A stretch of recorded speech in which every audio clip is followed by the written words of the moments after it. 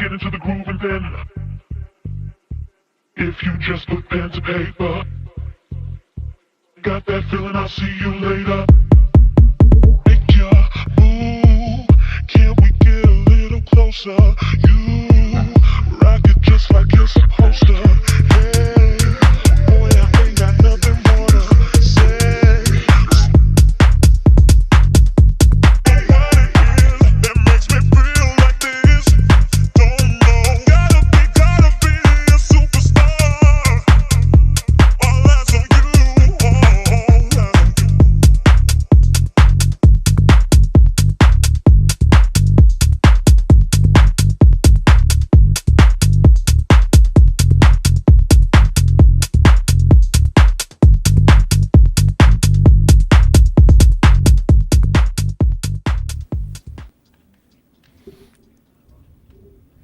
Yeah, what's up, everybody? What up? Yeah, we got the jam. That was the latest release by Pawsa, Pawsa. They've been putting out some jams. That one is called All Eyes on Me. Check it out. I got it on Beatport. Check them out. They're hot, new. If you're in San Diego, it's beautiful today. The weather's been gorgeous, guys. What about you guys? How you guys doing over there? I got Mike on the East Coast. What's up, Big Mike? What's up, buddy? Chris in Indianapolis, Indiana, as usual, probably freezing his, Aryan little nuts off over there. Yes, sir. There's a foot of Nice. snow on the ground still. Still? Yep. That's fucking And it's ridiculous, supposed bro. to snow again this weekend, and it's supposed to be in the zeros next In week.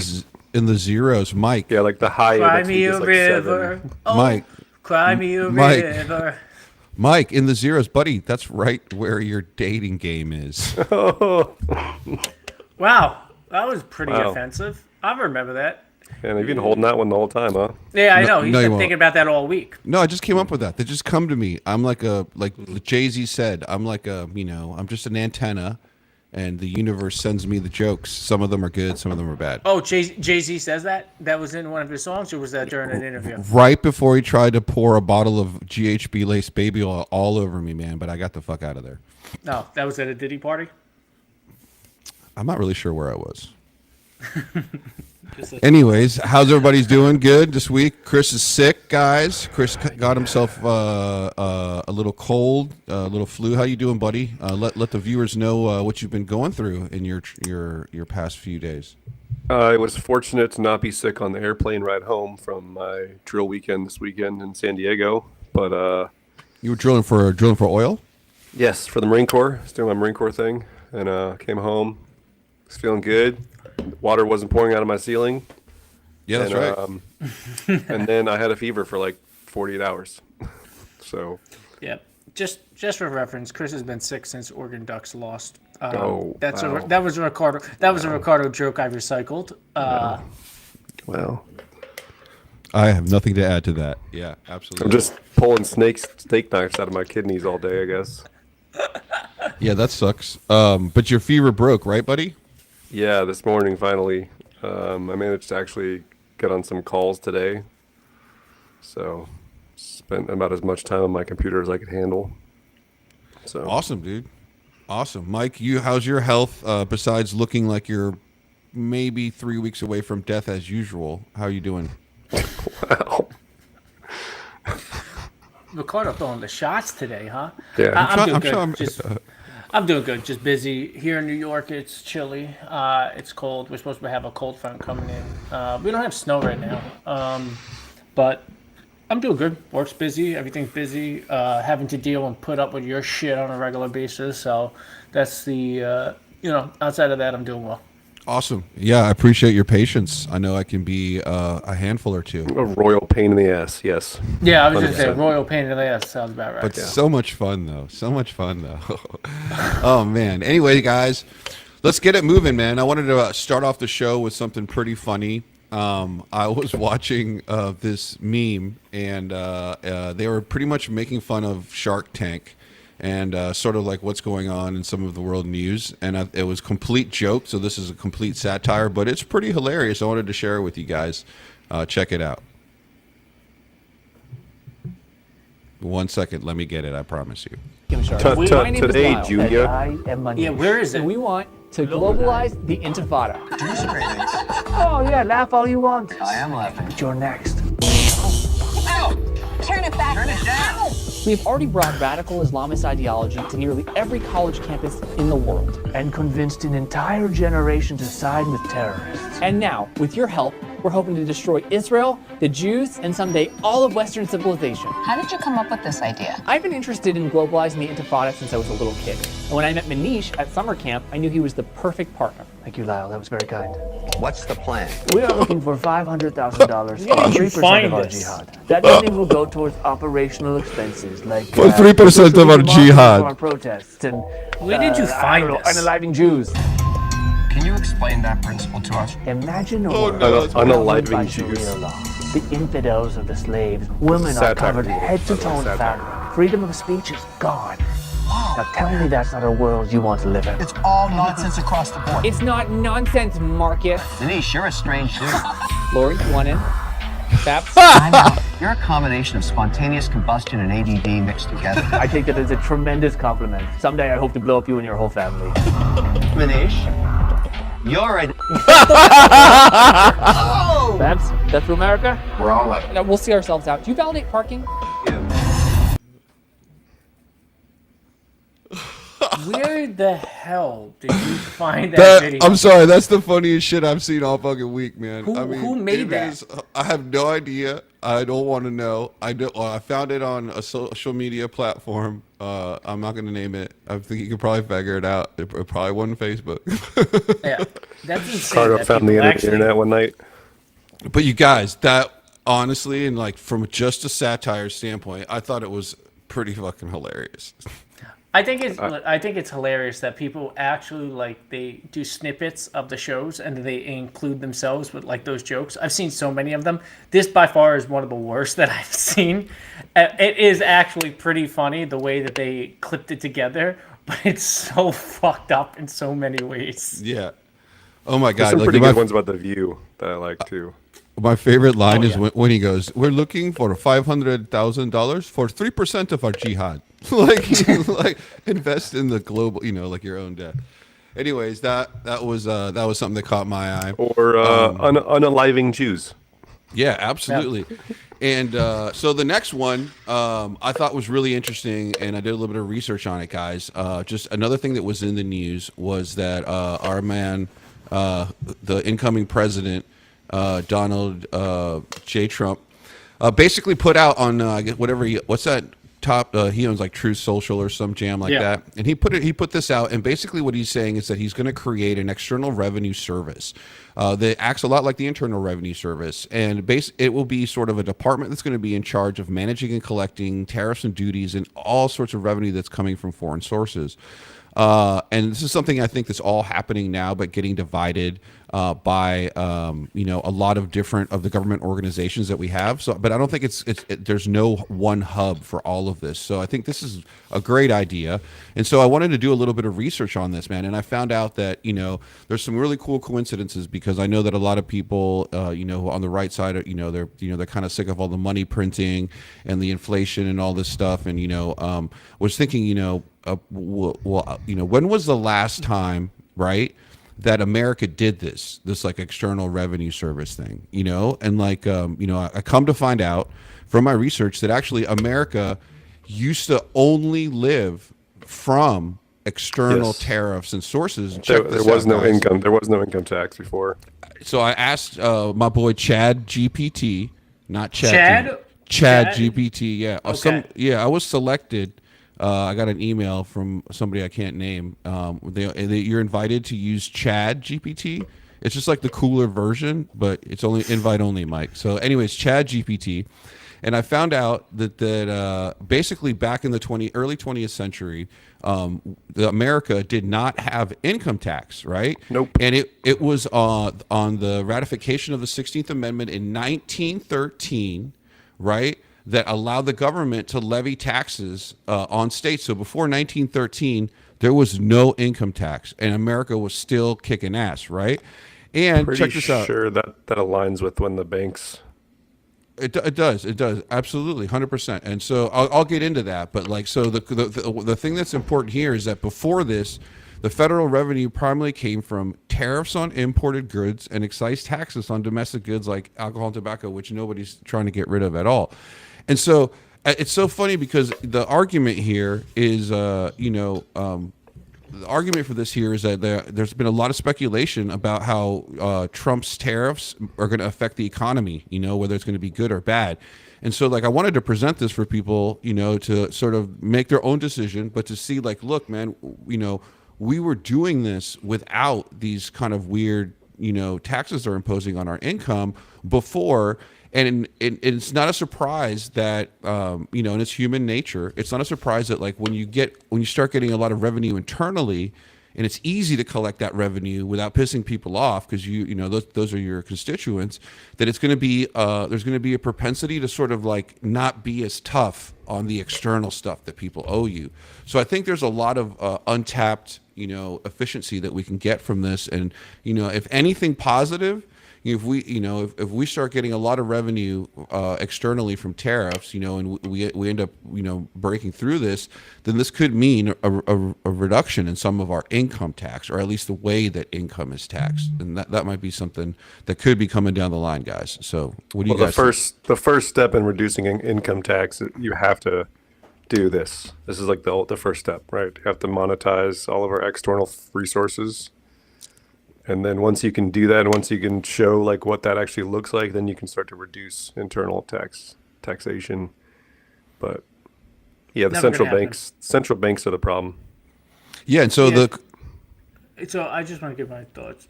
First off, the External Revenue Service, which I read, is about allocating and finding out where the foreign wealth is coming from. So it's kind of like a guideline or a database of who's making money, who's profiting off from America. So that's the first thing that you have to understand. Cool. I don't know. It's kind of open. They haven't said if it's by company, by country, or by individual. If they do it by individual and holdings, it's going to be wide open. I would assume that they already have some of this data, knowing the owners of certain Chinese companies that generate revenue from it. But the bigger thing, though, is, which I love, is there's a lot of propaganda when it comes to a lot of this. The tariffs element, everybody is saying it's bad, bad, bad, bad. It's going to cost things. It's media manipulation of what it actually does. Like you just highlighted and you talked about, there was no income tax at a certain point. This was around. We've had systems in place that actually worked. Now, I love the fact that now he talks about this because there's an offset in certain ways. Once again, it's an idea. Is he going to put it into production or not production, into use? We'll see. But I love the idea personally. Yeah, I mean, Chris is right. The other thing I wanted to highlight from this was that 1913 was also coincidentally when the 16th Amendment gave Congress the power to collect taxes on income, right? And this was in conjunction with the formation of the private Federal Reserve. And so the Federal Reserve Bank happened to be established at the same year as this amendment was given to give Congress the power to tax its citizens. And so, I don't want to die. I'm going to, but I got to tell you guys, the fact that this bank is here and that we're being taxed is something that I think everybody should really look into. It's a really powerful thing. Obviously, the system works to benefit many different aspects of our lifestyle, but at the same time, it's interesting to kind of know where this happened, and where when we were able to produce without it. Yeah. Think of the flawed logic, right? We get taxed on the money we make. We pay tax on a product that's already taxed for creating the product. We pay sales tax. We pay all these different taxes on the product we buy. It's absurd. How much more fucking tax dollars are they going to try to get from us, and how much more can we be taxed in general? I mean, they can tax us a hell of a lot more, but I will tell you what, that Well, then that's not capitalism. No, I mean the problem too is like the free flow of capitalism from a Keynesian perspective. I think is like what a lot of people are used to seeing when they think about an economic analysis, right? Everybody knows Keynes. The invisible hand, competition, basic principles of economics. Now, in the 70s, early 80s, you got a group of guys called the Chicago Boys. And one of these guys was named Milton Friedman. And the guy was a very intelligent economist, right? But he was kind of a dick. And one of the things he did is he published a paper, I think it was for either the White House or the government or something, where he did an analysis and he evaluated that the sole purpose of a corporation, a publicly traded one, is to be maximize profit for the shareholders under any means allowable under law. And so this kicked off sort of this Miltonian view on economics. And then the 80s and 90s and now these corporations started to do a lot of different things. Their behaviors changed completely. They were pushing the envelope on quite a bit of things, and they started to profit things that weren't in their business. Right. And so like mostly we know from all of us from studying business that like, hey, man, if you make shoes, right, that you're in the shoe business, right? And then like you make more shoes, you make more money. But now companies were saying, okay, well, we have a byproduct, or what else can we sell? How can we maximize that? And eventually that led to the fact that like people's attention was really valuable, right? And so now it's just, how can I create an umbrella to get as many people on my network or a view to my product? And so I think all of these things, right, like are contributing to what Mike is talking about. Yeah, one of the other things that came out of that I think contributed to the change in philosophy was around the same time Reagan let go of a bunch of government workers. Absolutely. So it was Reagan! and as much as I love Reagan, but it set a precedent that we've kind of held on to as a society over the last 50 years. The layoffs. Firing workers is a way to offset revenue. All Miltonian. Milton was the one who came up with that. He was like, layoffs, and there was none of these cyclical or seasonal layoffs to none of that. So you're saying we're going to go towards Atlas Shrugged. Is that what you're saying? We're going towards Atlas Shrugged? I haven't read that book, yo. Oh, I love it. All three. It's great. Yeah, I mean, I haven't read it, but I know that it's in line with what we have. Anyways, guys, look up the Internal Revenue Service or External Revenue Service stuff. I think it's interesting. If not, it's entertaining. And if anything, kick back to history and find out why we're being taxed in the first place. Probably the best thing you can do with the 5 minutes that you have. And if you don't have Chat GPT, I suggest you get it. It helps.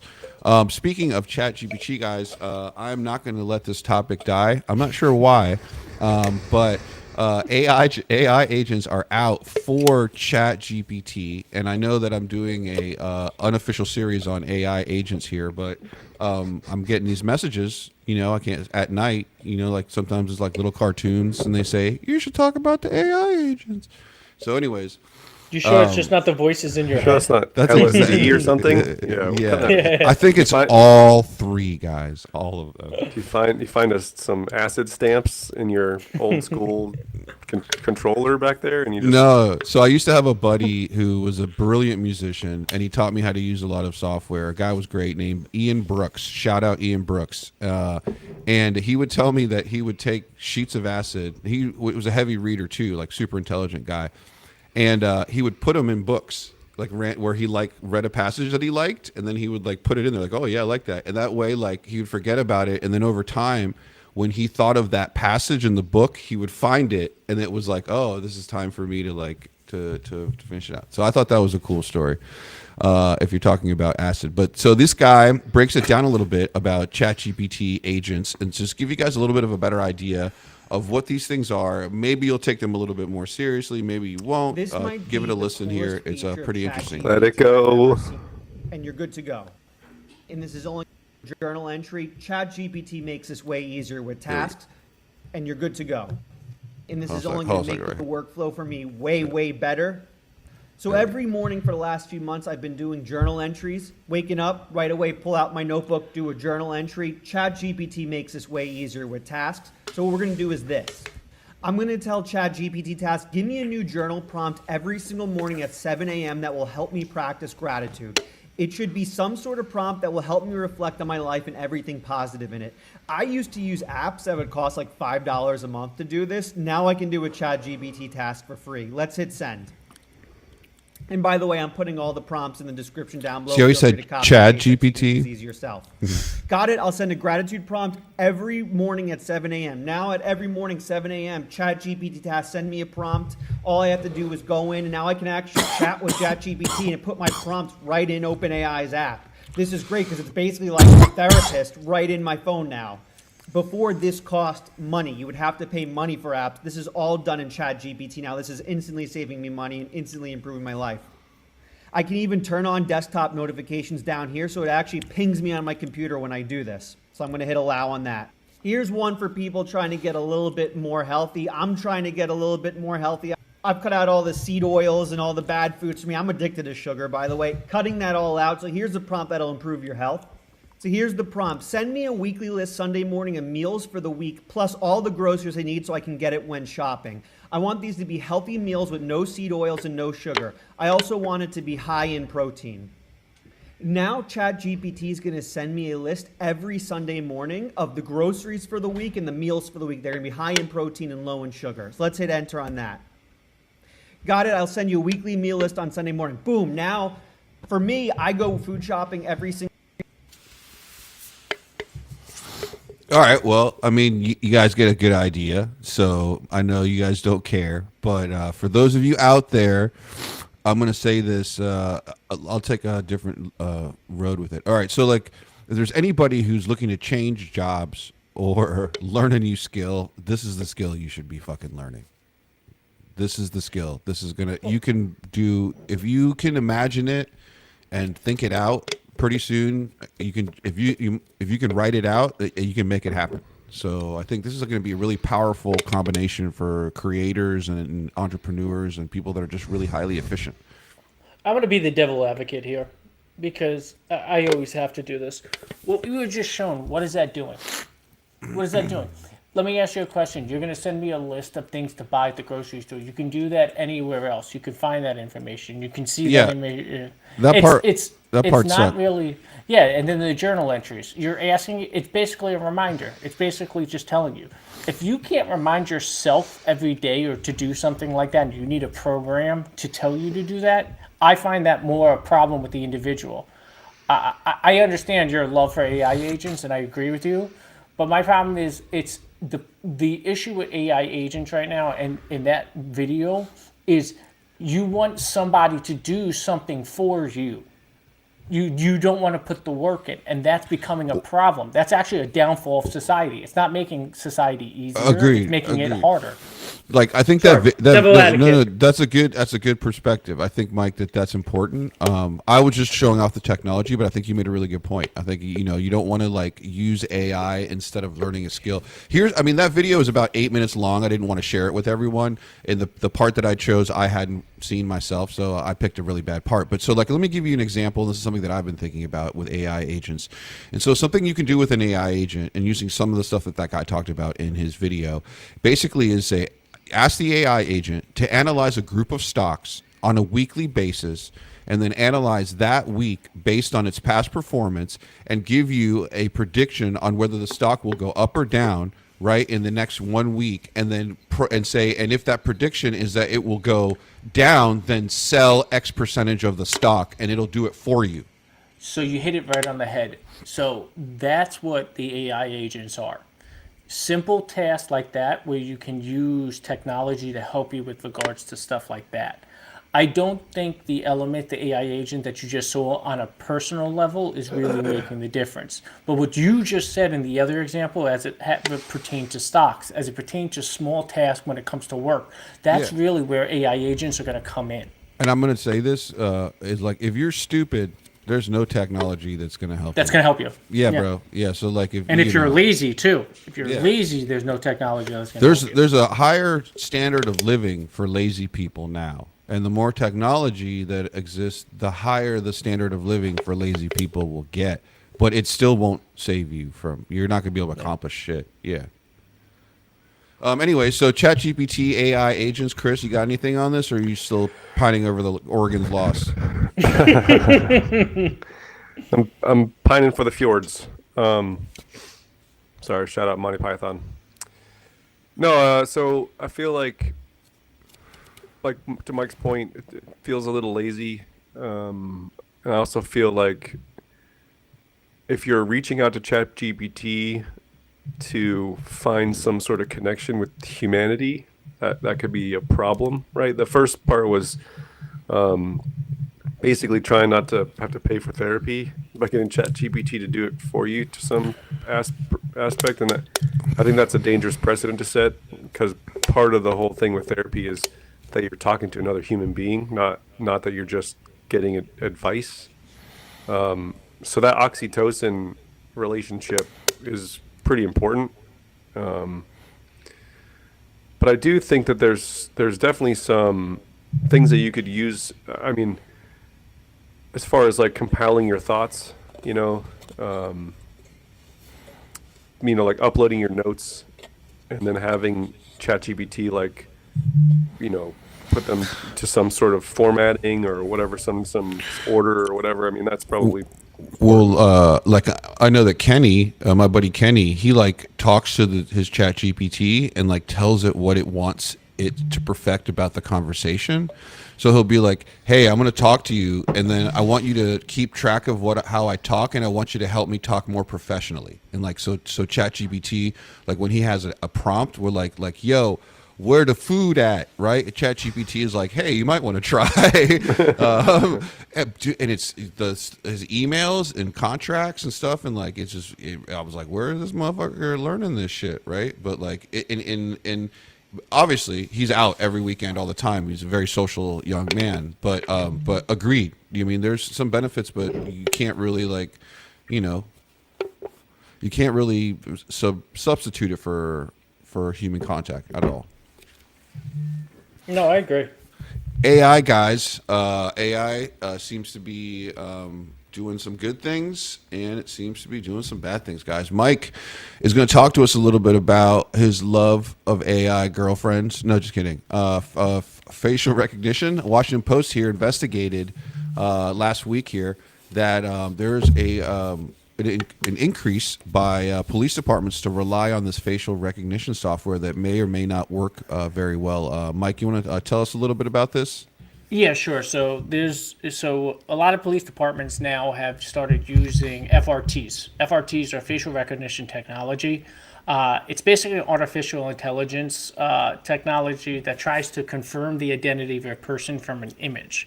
Now they use algorithms, and these algorithms are basically used by the law enforcement, and they're typically developed by companies like Amazon, Clearview, Microsoft, and these algorithms and technology is typically made for different environments.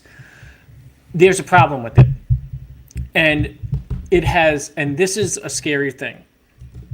The algorithms continue to mess up. There's massive mistakes with it. There have been numerous situations where the facial recognition technology has identified the wrong person. The police have gone and arrested the wrong person on a multitude of different circumstances and thrown these people in jail. For example, there was I think it was in Michigan, where a 9-month or 8-month pregnant woman was identified on facial recognition technology as stealing a car, and she got arrested. And then a month later, her case was dismissed because she had an alibi. She had surveillance video showing that she wasn't there, she was somewhere else. This is a constant problem.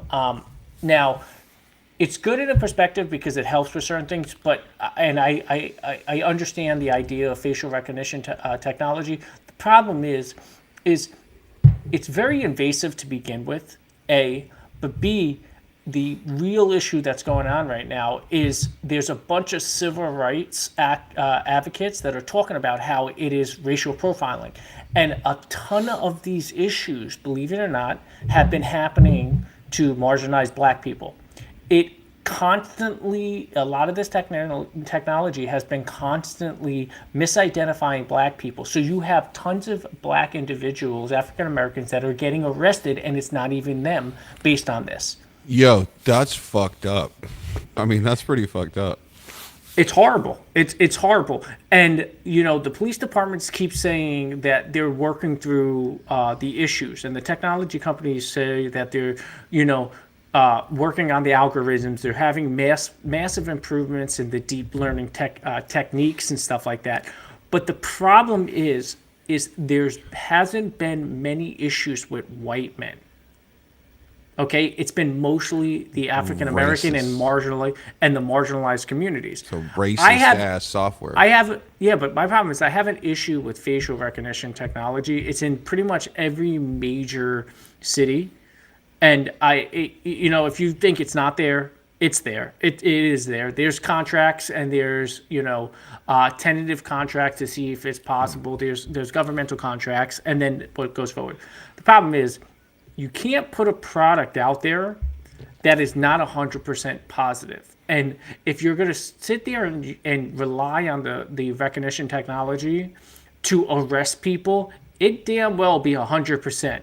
It cannot have all these damn mistakes. And that's the problem. And the cities and states that are using this keep saying, okay, we're going to work on it. We're going to get better. Well, I'm sorry. You can't keep getting better, because if you're going to throw somebody in jail and they're going to sit in jail for a while you rectify the problem, that is a problem in itself. Yeah, man. Nobody should deserve that, Mike. That's a good point. I think, what about and I know there's rules on evidence, right? To like formulate a case. Like what if they said, passed a law that said, hey guys, you can't just use a facial recognition identification. You need to corroborate that with some other reliable source to even bring a case upon that individual. Well, that's the whole thing. You have to have evidence against that person. And additional evidence besides the facial recognition bullshit? Yeah, so there's something called the fruits of the poisonous tree, which means the way that you obtain evidence and you arrest somebody if it comes from a illegal search or something illegal, and it gets thrown out. You need additional fruits of the what is it? Fruits of the poisonous tree. Don't try a joke. I know you're fired. Yeah, you're fired. The problem is they need to have additional evidence. You need to if you're going to arrest somebody based on technology by facial recognition, you should have additional evidence that puts that person. I love Ricardo. He's like laughing and smiling. He's got a joke. Say it. Say it. No. I thought fruits of the poisonous tree is when you sought out prostitutes. I'm done. Ladies and gentlemen, your boy has finished. Oh my God. That wasn't that bad. Go ahead. It wasn't horrible. Yeah, this is just a massive issue. It's becoming more and more a problem. So, are there companies that are responsible for this, man? Like who? Yeah, some of the biggest. Amazon has technology. Clearview AI. Microsoft has it. When you go through the airport and they tell you to put your face in the scanner so they can take. You don't have to do that. There's a company called Clear. The identification thing. Yeah. Clear is known for being evasive, collecting photo, images, videos. They literally go through the internet, try to collect every photo of you, and build a profile. Okay, they're not your friends. That's not very clear. That wasn't very clear at all. They're not your friends. Think about going to the airport. You don't have to sit there and take a photo of your face. They want you to do that, and they put it under guise. Like, they got in trouble a couple of years ago because they made it seem like you had to do it. Now, if you go to the airport, there are signs that say you are not required to have your photo taken. So my experience with that, Mike, is very similar. I was at Washington Reagan National, coming home from seeing my folks, and then like the Clear people were like right up on me. They said, "Come." They put me through the entire process, right? And then they're like, "Yeah, give me. We just need a credit card." I'm like, "Credit card for what?" And they're like, "It was like $300 a year." I'm like, "How is a government service $300 a year?" And they're like, "Oh, we're not a government service." They're like, "We're a private corporation. We're a data collection corporation." I was like, "You didn't tell me that." I was like, "At all." And I'm definitely not paying $300 a year. And then they got really defensive. The lady got super defensive, right? And I was just like, "I'm out of here. Erase all that shit." And then I walked away, and I was like, that felt really insidious. I thought I was like applying for like a passport and safety and like, oh, I don't want to wait in line because I don't want to kill anybody, you know. But no, they just want to take your identification, information, and your money. I got into an argument with one of the when I was at the airport. I said I don't want my photo taken.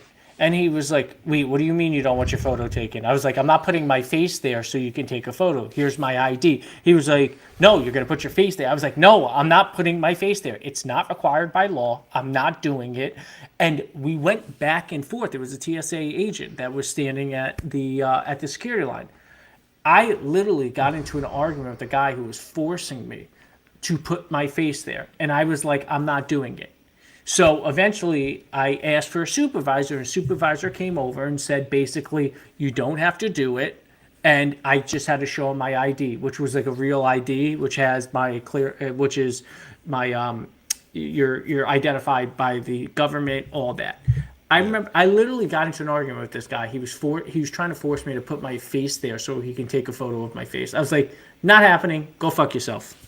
Good job. Good job. Everybody else should do the same thing. Apparently, I don't mind.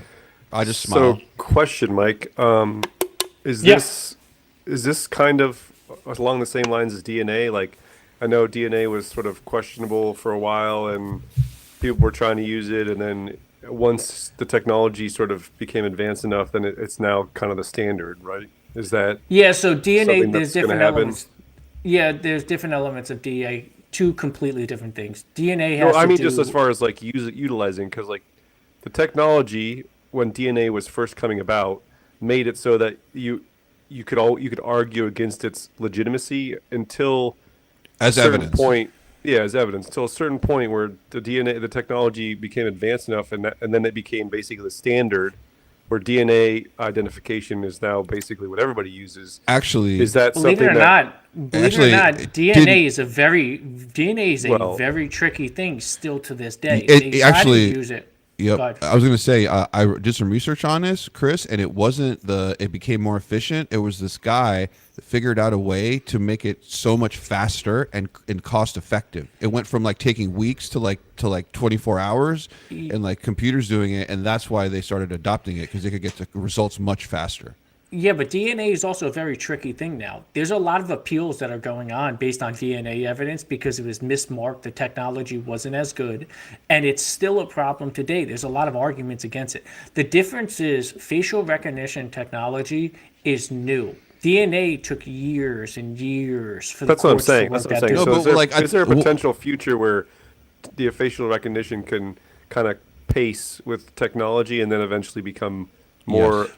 Well, facial recognition is just putting you at the place, right? Facial recognition is just it's demonstrating that you're somewhere at some time. Right. And DNA has a same thing, but DNA also is your physical, what you physically leave at the scene. Facial recognition is, I think, going to be a little bit harder because there's a lot more of an issue with that because the technology is fine. You can have a blurred image of your face or somebody that looks like you, and it's going to pop up as like you, and they're going to say it's you. And so what I heard too was that the technology that complements that is now, what the true technology is gait recognition. So like if they film you, everyone has a unique gait, like a way that they walk. And so that is the technology, I think, that's going to be the one that would complement the facial recognition technology, especially if they have video, if they can prove your gait. And there's a couple companies out there doing that. Yeah, I think... Go ahead.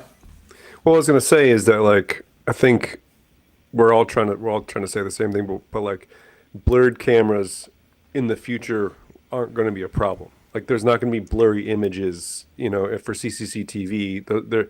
The technology will eventually be cheap enough and eventually be good enough that there isn't going to be blurred images. It's going to be a pretty clear picture, and there's going to be a facial recognition software that's going to prove within a certain margin of error that it's you. And then is that technology going to eventually be capable of being utilized? Yeah, absolutely. I'm not saying it's like 3 years from now. It might be 10 or 20, but it could be a future potential. Yes. So China already has this.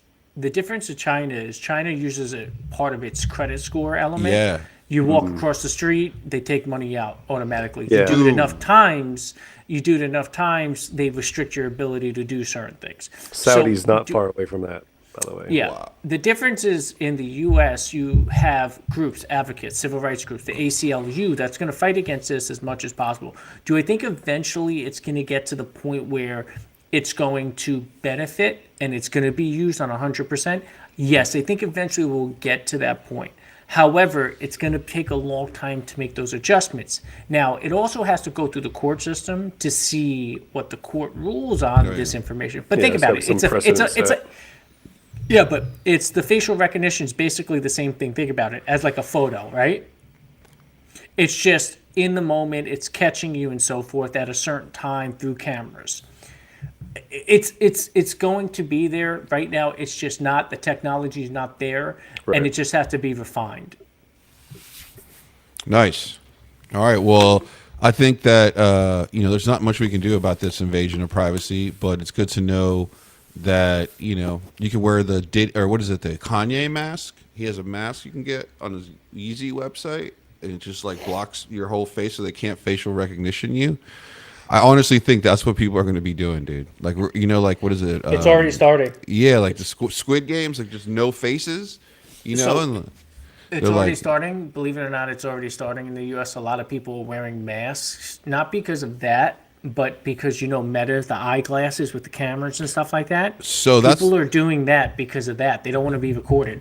So that's the other thing is I saw. I looked up today. I saw an article. I couldn't pull it up. I was trying to on the back end. 2 kids from Harvard created an app that can identify a person through facial recognition and gait through the Meta glasses, the Ray-Ban glasses, in an hour and a half. And so now, it was all over the news. There's an app that you can get with the Ray-Ban glasses where you can walk around. You guys look this up, and it will identify anyone's personal details and social media profiles. I saw it. I think I've seen that same article. I think it's 2 kids, not like highly trained engineers. 2 motherfuckers, probably high, and like so. Get off the couch. There is an issue with that though. So certain states have or a single consent state where they can record you and take photos of you, and other states have to be a dual consent state where you need the permission of the other party. New York's a single. New York's a single consent state where somebody can wear those glasses, walk around. They don't need your permission to record them. You go to the state where you need the person's permission to record them. That could be a problem. So yeah, look up those states. What about California? Is that's probably double consent or no, single consent? Well, you wear your Meta glasses around when you go to your lovely strip clubs. I don't go to strip clubs. I also don't Meta. I think that's a single. I don't think Meta. You're a single consent. No, I think California is a single consent. I don't Meta. Speaking of California, so apparently, Chris has found some information on the fact that there are some things going on behoofs the LA fires. Yeah, so we were talking about when we first started the conversation about the fire, we were asking like, what do we think? What do we think about what's behind this or whatever? And so if you look at the facts, right, we talked about a lot of the water rights were sold before the fire, and a lot of the water was drained before the fire. A lot of the insurance was not renewed prior to the fire, and then obviously the fire happened, right? And the defunding of the fire department, kind of in the same. So all this stuff happened, like a perfect Swiss cheese model for a catastrophic event to happen. Well, now we're starting to see all these stories coming out about how the 2028 Olympics, they really haven't broken ground yet. And so they're talking about putting a digital city in LA and tying it to the Olympics. And some of the diagrams that are coming out are showing that these buildings and stuff are being built in the same places that the fire is currently burning. And obviously there's speculation, and I don't know how much it's truth or not, but when we talked about this previously, we were all kind of speculating on why we think this happened. It would make more sense if all of those things happened in order to buy back this property cheap to build and then we say, oh, all this tragedy happened, and we're going to make something nice out of it, and we're going to build the Olympic venues and celebrate the Olympics, but it's all pretty shady. That would be shady if anything but residential homes went back where there were residential homes. I don't give a fuck. Even if McDonald's puts a McDonald's where there was a home, fuck McDonald's. Like, the only thing that should be allowed back to where those homes burnt down are other residential homes. If not, then the city is piece of shit. Oh, it's actually good. That's absolutely going to be stuff that's going to make money for LA and California, whatever it is. You're talking about the rebuilding of, the land. Yeah. Mm-hmm. Yeah. So what people have to understand is Palisades, or I don't want to say what people have to understand. Better way to say that is Palisades, the area where the Palisades fire happened. Pacific Palisades. Is a very wealthy area. These are multi-million-dollar homes. And a lot of celebrities live in that area. A lot of business executives live in those areas that made a lot of money. You're not talking about a $500,000 home. You're talking about homes that range from $1 million up to 50, 60, 70, and some $80 million homes. I own that property. I have the ability to live in an $80 million, or let's say a $10 million home. Yeah. Why would I sell the property? It's not insured. It's no longer insured. So this is the thing, coming from an insurance background, okay? First off, most of those individuals are taking the insurance on because of the value of the home. A lot of insurance companies are not insuring those homes knowing the risks that are in the area, just in general. So they're taking a lot of that risk. Their deductibles are probably higher, their limits are lower, they're taking a lot of the risk. So they already knew what they were doing, and they were probably paying the insurance, they're paying their ass out of the insurance. So they're paying a lot of money just to begin with. So you have to understand, though, they're going to sell their property and just move? Potentially, because of the variables at play. You said it again. Yeah, but they're going to sell. It's not going to. They're going to sell it for understand. 10 million. They're not going to sell it for 10 million. They're going to send it. They're going to sell it for. What actually happens, Mike? Because I'm not clear on this. Maybe you can explain this. Yeah, sure. Hopefully, some of the viewers it will help. Okay, so like, I owned a home in Pacific Palisades. Right? It wasn't big. It was it was a $3 million cabana that I had there, where I celebrated cabana at $3 million Latin holidays only, and it burnt down. Okay, right? Okay. I'm the owner, and so what happens? Do I still own that land, like that plot of land? Absolutely, from the city? You own the and land. So like 100%. I could go there right now and put a tent up and be like, bitch, I'm gonna rebuild. Yeah. So the problem with rebuilding is you're going to have to get the permits from the city. And so you're going to have issues. Wait, with slow down.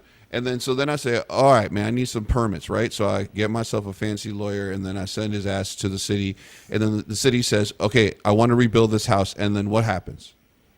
You have to submit, documentation from an engineer or architect with the designs of the home that you want to build now. They're going to have to approve it based on... How long does that take? A while. All this, especially, it's not like in tomorrow. California. Tomorrow, it's not like you're doing this tomorrow or a week. I'm talking about years. There has been issues that I know have been years. People have been trying to put additions on their home in California with plans. I'm talking not 6 months. I'm talking years. And so what the city's going to do is that I'm going to do that, and then I'm going to say, okay, that's cool, man. I'll wait. I like my tent, right? And then I'm going to get, because I'll have a mailbox. I'll put a mailbox up along with the tent. And I'm going to get in the mail from the city an offer that says, hey, it looks like it's going to take another 3 years for your plans to be approved. Why don't you sell me the land for so-and-so? No, they won't do that? Never going to happen, because the city would be taking advantage of individuals, in that circumstance. It will never happen. The city's not going to take the land over. What probably would happen... Have you been to California? It's not going to be the city. You'll probably get a private developer that comes in and says, hey, BlackRock or somebody. Or Jamal. And that's going to say... Yeah, or they're going to say, hey, look, it's going to take you 3 years to build this home. It's going to be a $3 million project, maybe $5 million. I'll give you X, Y, and Z right now. You're out of it. I'll deal with all of it. And then they buy up the neighborhood. They have the resources. They deal with the city because I hate to put it this way, they have the relationships with the city. The city approves their plans sooner because they want the revenue from those corporate entities. So they approve it. then you go out the window. But one wrinkle in that. If you have a $3 million home in this area, $5 million, $10 million home, you have excess capital, which means you have money. You can you have money in general. You have money in general. So first of all, you can't get a loan for a $40 million house. I don't know if you know that, but Right, okay, so like you're paying cash, and if you have cash $40 million to buy a house with, you probably have another couple hundred million. Yeah, 5x it. Yeah, 5x it. Well, I'm saying it's not a matter of personal wealth. I'm just saying, like, you had a $10 million home, it burned down. You don't have $10 million home anymore. It's gone. You have whatever the property value is, which correct. Who knows what it's going to be after the fire? I mean, all it's going to take is a couple different mortgage real estate assessors to go through, and it's going to be. So I think California, the way it's set up is your property tax is based. Well, it's different all counties. I know San Diego for a while was your property tax. If you bought the home in 1970, it's stayed straight through in certain counties. Okay. So no, this is how it works. Because I live in California, Mike. Sorry. Oh, you do? Where do you live? I nowhere. Don't come to my house. So the way that it works is that the property tax, anything after 1970s, is grandfathered in. Okay, until there is a necessity for a reassessment. Okay, and so that reassessment could be because you're selling the property. Selling a house. Okay. Mm-hmm. Or, and I don't know if this is what's going to happen, but if you want to build on it again, right after the property is changed, then a reassessment is done, then it will be done. But the thing is, if you just have the land, the reassessment will be lower, and your property tax will probably be much lower as well. Yeah, you probably are right on that. But if you think about it, if you're 1970s, most people in Palisades, Pacific Palisades, are newer owners. They built those homes. They knocked those homes down. They built a newer, modern structure on that land. I don't know. It's going to be a tricky situation because there are people that have insurance through markets. The insurance market itself is going to be fucked. Those carriers that are there, like State Farm, Allstate, Chubb, Liberty Mutual, Travelers, they're going to get hit with. Did you say Chubb? Yeah. Chubb is a legitimate insurance carrier? What rock it's also Ricardo's do you middle live name. under? Yeah. That's just a funny name for. No, it's Baby Chubb. It's Baby Chubb. That's Ricardo's middle name, Baby Chubb. Yeah, Baby Chubb. That's hilarious, Mike. Projecting again. Yeah. So the insurance market's going to get hit, but insurance companies always make their money back because they increase premiums. So they're going to make their money, even if it's not in California, they'll make their money back in other regions to offset their exposure in California. The problem is the wildfires hit areas that are also not wealthy. They hit areas where there's plenty of people, areas that. Yeah, they got a bunch of people that don't make millions of dollars that are getting hurt by this. So some people are getting smoked. They don't have the money. They're going to be homeless. And California right now, and the government keeps saying, we're going to give you a payment. We're going to help you. Yeah, $770, right? I think that's what I saw. $770. So what the fuck is $770 going to do? This goes back to our earlier episodes where we talked about we'll give $180 billion to Ukraine. But we have these disasters here where we're giving our own, we're not even taking care of our own. So that's what North Carolina is still a disaster. So it's a fucking disaster. Yeah. It's like they haven't caught up with the last disaster. I don't know why my voice went up like that. It's a fucking disaster. Don't do that again. Your balls just dropped? That's cute. Yeah. Yes, that's what happened. Yeah, Baby Chubb over there. No. Monster Chubb. So you're drinking a Monster? Cool, good. As long as you're not dipping. That's a too juicy hazy double IPA. Oh, what are you compensating for? Dealing with you. Touché. I'm drinking ginger beer. Yeah, I got the coffee. Keep it up. I'm sick. Yeah. Don't die. Yeah. Yeah. All right, guys. That's a good one. Let's see what happens. I want to see what it turns out. Hopefully, the city won't fuck the people over, man. I mean, that would be sad. It's California. Yeah, of course it is. Yeah. So I got a topic here. I came about this video that I thought was really cool, and I know we have some experience with this, but basically, they're talking about some studies that are being done with treating some mental health conditions like depression, anxiety, and all this stuff with sort of like a ketogenic diet. It's interesting. I don't think I have it here. Hold on a second. Good video. Yeah. Wow. Sorry, Turbo guys. Chub. Turbo Chub. Yeah, good Bad. job. Sorry, guys. No video to upload. But Baby Chub and Turbo Chub. but anyway, so we can do without the video. So there's been some studies that have been done recently, and mostly what they did is they took a group of people and they gave them, there was a blind, there was a prescription, and then there was people that were basically put on a ketogenic diet. And over a period, I think of like 6 to 8 weeks, that they found that there was about 46% of the people who were put on the ketogenic diet in the study experienced remission from their symptoms permanently. And the symptoms that were studied were anxiety, depression, and attention deficit syndrome. And so this is a really interesting thing to look up. Like I said, I had a video, but I don't have it anymore. But take a look at some of this, guys. This diet thing, this nutrition thing, and treating some of these conditions that I think a lot of people are afflicted by is really important. Mostly because I know that some of these medications and the way that things are going with prescription manufacturers, are starting to appear more like Band-Aids, and they're not really treating the underlying issues. I think therapy is great and all that stuff, but like these people are drug dealers and they need jobs. No offense to all the therapists out there, I've never talked to someone who was like, hey man, I went to therapy for 5 sessions and I feel amazing. Right. No, it's always like, I've been in therapy for 11 years, so, it's always good to explore some of these things, the alternative methods. But yeah, man, what do you guys think about this? Yeah.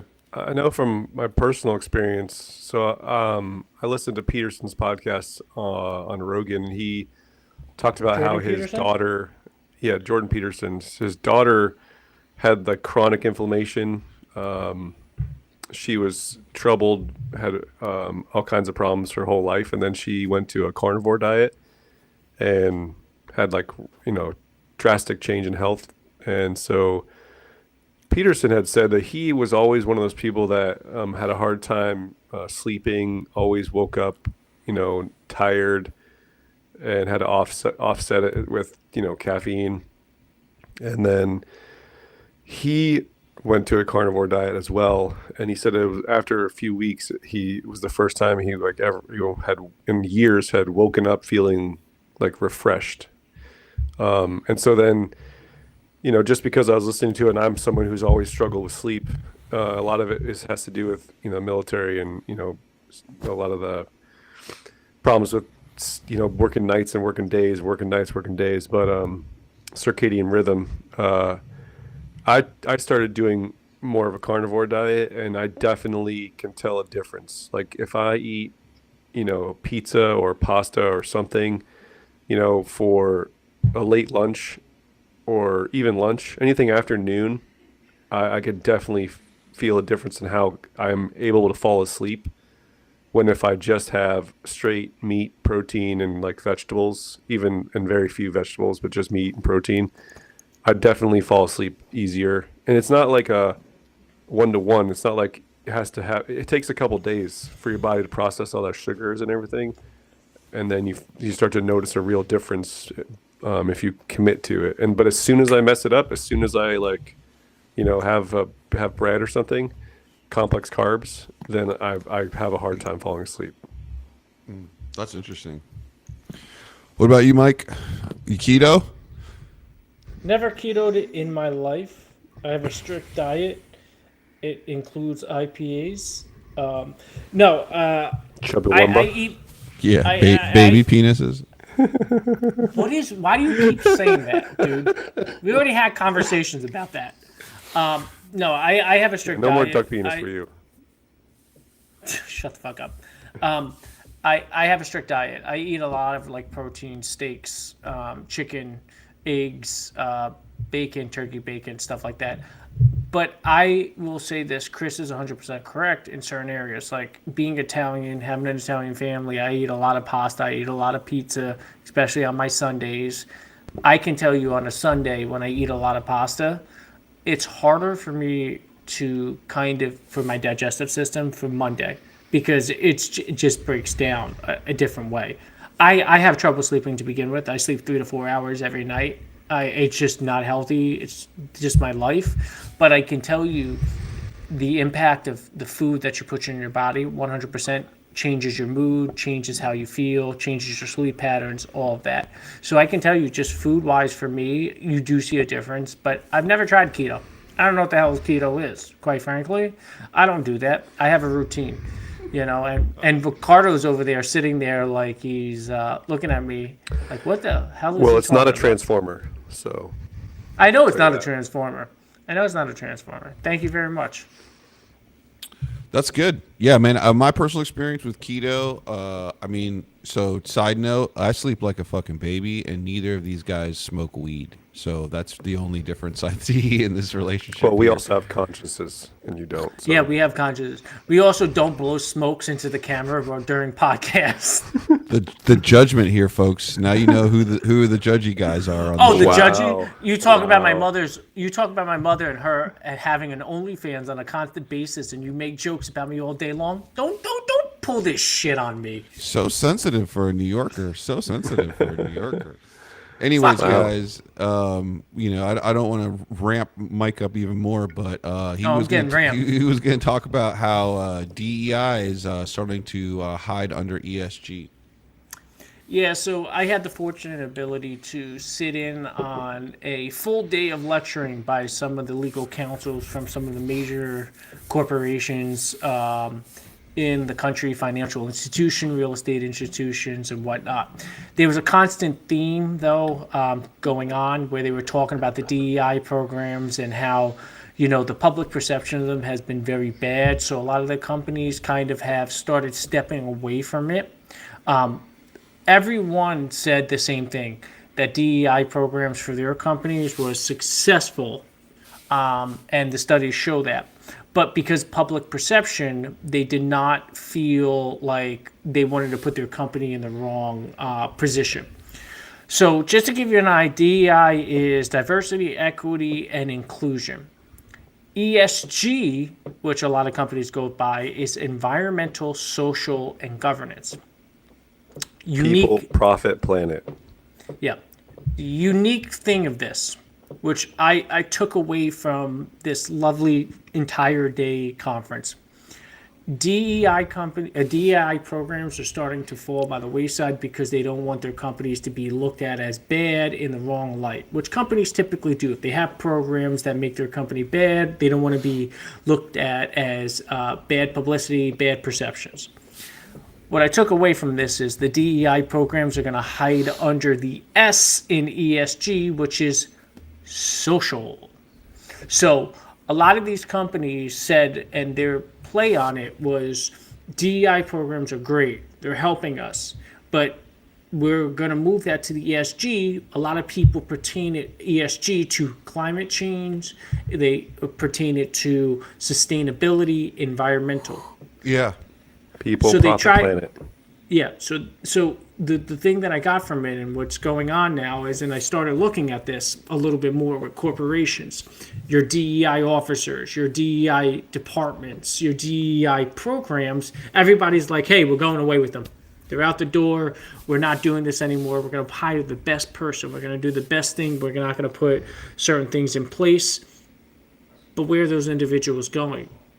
If they're taking under away the ESG, whole, they're going under ESG. Yeah. So if you're taking the entire DEI program away, right? You continue to say that you're getting rid of that program. They haven't made the announcements. They're firing everybody. Where are those individuals going under? What department are those individuals going under? So that's the thing. That's where ESG comes into place, is where it's just being a guise for the DEI programs. So it was an interesting topic. It was an interesting conversation that I sat in, and it's a very valuable thing because don't get fooled by a lot of the things that you read. It's still there. There are things there. It's just a headline. Read behind the headline, extract it, and see what's going on. You heard it here first, guys. Read behind the lines. So the Biden administration tried to pass an ESG law that failed earlier on in the administration. That I was super happy about it failing because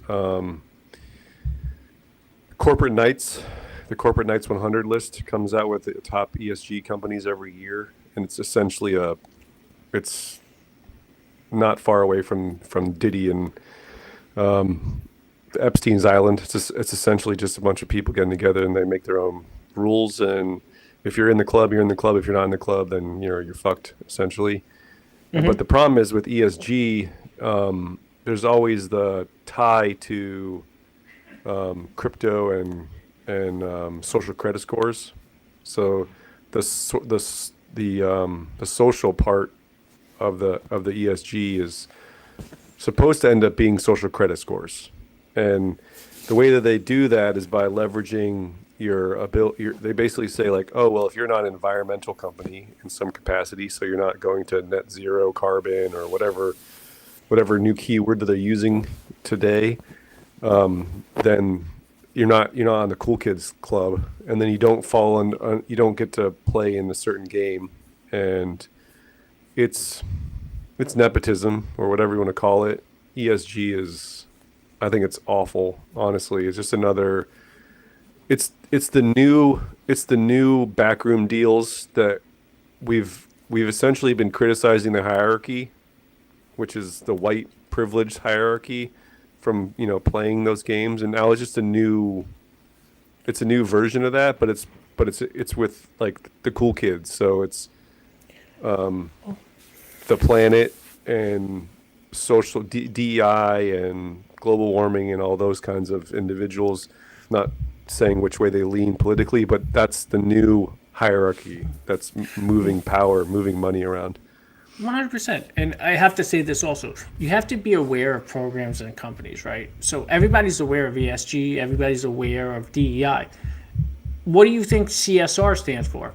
You typically think, let me ask you guys that. What do you think CSR stands for? Customer Service Representative. You hit it right on the head. Customer Service Representative. You're wrong. There's other programs called Corporate Social Responsibility under CSR.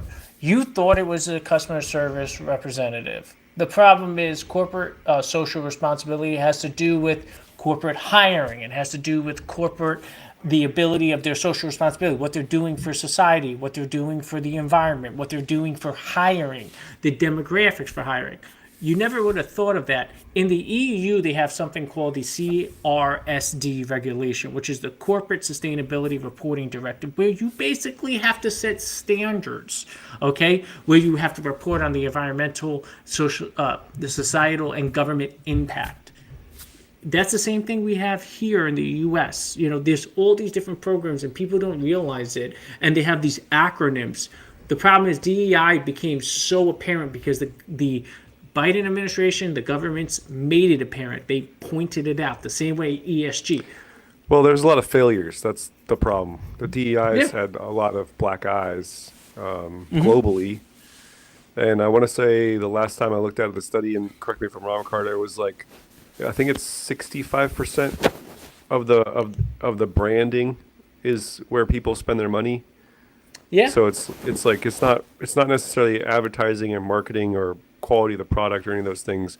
Most of the people buy stuff because of the brand. And so DEI's brand is out, so they're just gonna repackage it into something else. That's all. Exactly. That's all it is.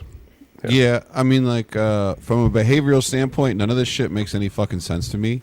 I mean, like, just as a scientist, like, you're trying to, let's see, how is it? You're trying to get away from discriminating based on like ethnicity and appearance by requiring discrimination based on ethnicity and experience. Yeah. Like, I mean, like, if you want, I mean, like, and this may not be the answer, but like, I would just say like, hey, guess what? Nobody gets to know your fucking name or look at you.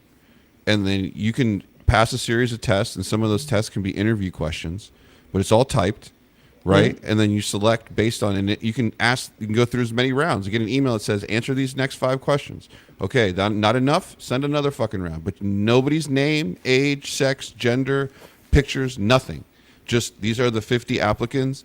These are the top 10% of that test, top 10%. And that's how people are picked. That's how you're going to get rid of all this shit, right? That's it. The Marine Corps had to actually, I can't remember what year it was, maybe 5 years ago now. They had to stop requiring photos for promotion.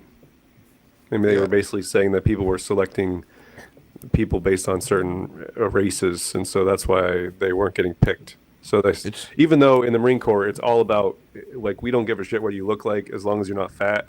Like, to be clear. So nobody was, let's say not nobody, but like people I tend to not vote in that way. Most people were just like, that guy's fat. Like, no. Yeah. Marine Corps is pretty simple, but. Yeah. Like I said, so how did you get so high up in the Marine Corps? I'm not fat. Boom, boom. All right. Well, I think we're going to talk about prohibition for a little bit here, guys. Today is National Prohibition Remembrance Day. That's why we're drinking. I'm not drinking, but yeah. I was going to drink. I've been drinking. Drink today. I had a shout out Scorpion Percussion. Shout out to Juicy. Yeah, shout out to Juicy, aka Two Roads Brewery. This beer, so fire. When this came up in the conversation about our agenda for the week, I went back and looked at prohibition, and some things stood out that I thought were interesting. It actually, so the 18th Amendment, it actually made it through pretty easily. It didn't have a lot of roadblocks. I mean, it took some time, took a few years. But one of the things that got it through was that they didn't specify what they considered to be an alcoholic beverage. I can't remember the actual terminology they used. I can look it up. And so everybody that voted for the 18th Amendment was assuming that it was going to be similar to Canada, because at the time Canada had its own. Well, for those of us who don't know, the 18th Amendment was prohibition or to revoke prohibition. No, the 18th was prohibition, and the 21st. Okay, so the 18th. So the 18th was to start prohibition. Right. So at the time, Canada had its own prohibition of sorts, but it was for 2.5%. So anything that had more than 2.5% alcohol by content was not allowed. It's like so Kool-Aid. basically. Well, so beer and wine to an extent, right? And so 2%. Everybody that voted on the 18th Amendment all voted under the assumption that the Volstead Act, when it would come out, would also be 2.5% or something there along. The assumption was that wine and beer was still going to be okay. Oh, okay. So people didn't realize, they thought it was just hard liquor. Most people were voting for just hard liquor in the 18th Amendment. When the Volstead Act came out, it was 0.5%. Anything that was more than 0.5% was considered alcohol, and so, but it still passed in the Congress and the Senate, but then Woodrow Wilson actually vetoed it, even though he was for. He basically got into office running on a dry campaign. But he vetoed the bill because he thought it was an abuse of power, and he thought that the 0.5% was kind of misinterpreting what the 18th Amendment was supposed to be. And the Senate and the House both overturned his veto. And so the Volstead Act, which is actually the enforcement law for because the 18th Amendment has no teeth, right? It's just a ban on alcohol. Yeah. The Volstead Act is what actually gave the law enforcement the power to enact the 18th Amendment. But there was no funding appropriated for it. It was essentially just rules for law enforcement that, how to act. And so because many of the states felt that they were kind of betrayed because it was supposed to be beer and wine, but then it was basically nothing, that just like during COVID, a lot of states didn't enforce the federal laws. Gotcha.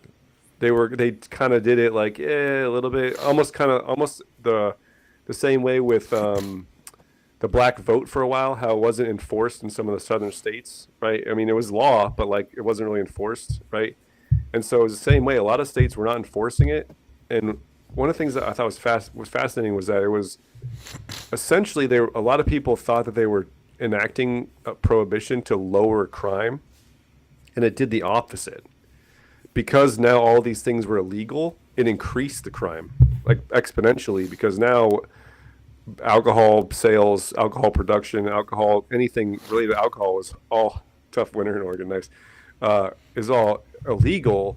So now it increased, quote unquote crimes because everything was a crime. Like all these. Yeah, it just increased the jurisdiction on behavior, right? So it's like, Right. look, if you're already you have a percentage of the population that's already doing a behavior, and then that behavior becomes illegal, it just creates a fence around it. It doesn't change the behavior.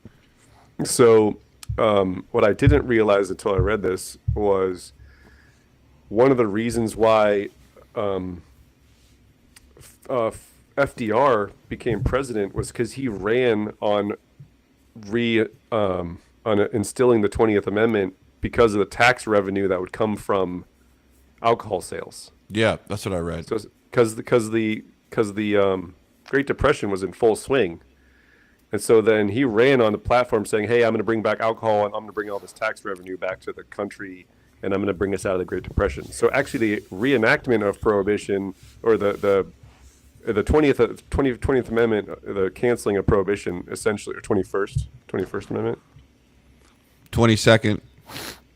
21st, yeah, 21st Amendment. The 21st Amendment 21st. Actually got FDR in the White House the first time. Which I thought was kind of interesting, that whole kind of, I feel like it's not too dissimilar to what we have now with kind of weed. Like, I feel like somebody could use that platform for the tax revenue benefits to gain money for the states. The states are doing it locally, and they're not advertising. Like one of the things with California, a lot of people I think don't realize is that there's a 35% sales tax on cannabis, and like the first couple years that cannabis was legal led up to the surplus that we had here, and so not only were we're kicking in a good, like, I think 40 to 60 million. Billion, I don't know, a lot of money in tax revenue, and the fact that I think it definitely in the billions, and the fact that California showed a surplus, right? I mean a deficit. You're like, okay, not only are you got some of the highest property taxes all over the fucking country, right? But you have this whole new stream of tax revenue at 35%, where everybody in the world is coming to California to buy cannabis, like from all over the place, and you still, where's the money going? I mean, like you're taxing the one thing that everybody wants to try, right. And like, and so California is known for. Yeah, and, not to go. Sorry. If you tax weed and you can't make, California kick ass. You know what I'm saying? Like, not to go too far down the weed rabbit hole, but the one last piece I thought was funny was that supposedly the alcohol consumption rate after Prohibition, the year Prohibition ended, was lower than the year Prohibition started. So, yeah, I myself, if I was around, would have completely. made sure. I would have probably drank more than the consumption amount of the year that they banned it. Yeah, just to be like, oh yeah? Yeah, I'm going to drink it all. I think it's like really fascinating, to be honest with you, that the fact that the government decided to say for a certain period of time, you can't drink alcohol to begin with. I think it was... I understand the government still today with certain drugs where they have to limit certain things. But the fact that it was like, okay, they made a decision, this is bad for you. And then how many years later was it? It was like, what, 5 years, 7 years later that they said, okay, this is not a good idea.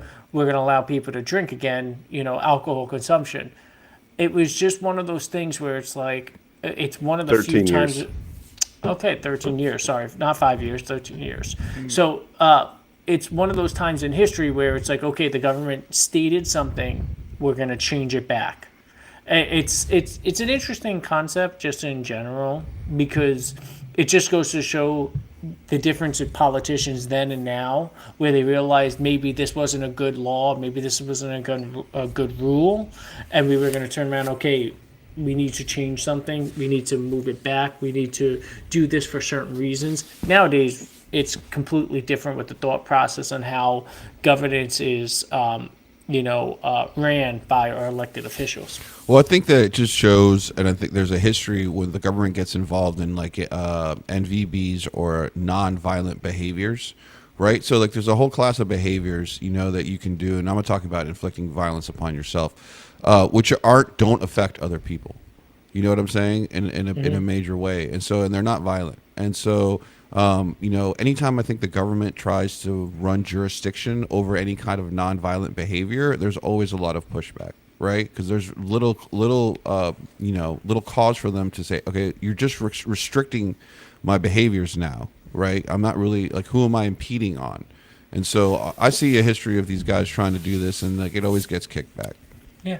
Well, I will say during this time, I'm very happy because if this didn't happen, there wouldn't be a movie with Sheila Buff and Tom Hardy called Lawless, which I very much enjoyed. It's a good movie. Shia LaBeouf. Shia, my bad. Theory, just hear me out, and I'm just putting this together after your slide, Ricardo. Because this all happened after income tax was created, after the central bank was created. And so you saw that slide that you put up earlier that the two sources of revenue from the U.S. were tariffs and alcohol and tobacco tax. Alcohol and tobacco tax. Excise tax. On alcohol and tobacco, excise taxes, yeah. So if you're, and this is just hear me out, you guys can, whatever, fill in the blanks. If you're trying to rely heavily on income tax, then wouldn't you want to remove like the most, the competition essentially by removing alcohol tax as like, if you want people to have to rely, the government has to rely on income tax, which means they have to rely on the federal bank. You want to remove competition, right? Let me think about that. So you're saying they banned alcohol so that they would basically so the government couldn't rely on alcohol tax for revenue. Right. Very good point. That's a very good point. Yeah, that's an interesting. Happened around the same time. It's like 10 years later. Yeah. But still, that in what we're talking about, that's nothing. Yeah. Good point, man. I just noticed the comparison when you saw the slide when I saw the slide that you put up earlier. Yeah. That might have been where the ball started. The momentum started. Once again, the Fed is something to be researched and looked at. There's a great book. It's called The History of Central Banking. It's very short, but it's very informative. I started reading that Jekyll Island book. I haven't read that one yet. I read like the first chapter. Same type of thing. Nightstand. Yeah. Did you say you started reading the book Jeffrey Epstein? Jekyll Island. Jekyll Island. Oh, sorry. Yeah. Nice. All right, guys. Well, thanks for joining us. I think we had a pretty good show. Lots to talk about this week. Next week, show will be at the same time, 4 p.m. here on X, YouTube, and Twitch. I don't know what we're going to be talking about next week. Should be fun. But thanks for tuning in, guys. Be sure to like and subscribe and catch our reels on Instagram. Hope everyone out there has a safe and fun weekend this weekend. We got the inauguration coming up on Monday, MLK Day on Monday. If you're in San Diego, we got a huge beach party on Sunday. Check us out. Delicious at the park. I'd like to thank my co-hosts here, as always, Mike, no last initial in New York. Sammy Sosa, baby. Chris Elvis Presley in Indianapolis. I'm your host, Rico, here in San Diego, California. Thanks for tuning in, guys. See you next week.